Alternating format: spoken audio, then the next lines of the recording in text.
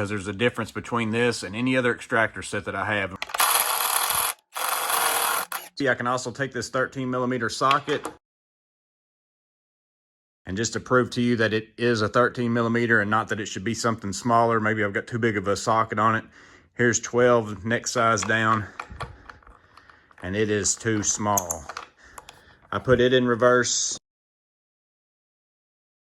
It's backing that out just fine.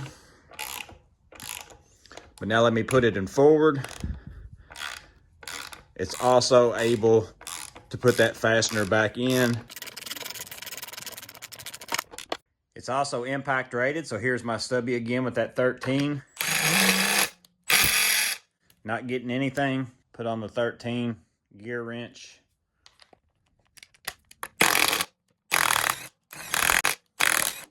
Have a blessed day, and I'll see you on the next video.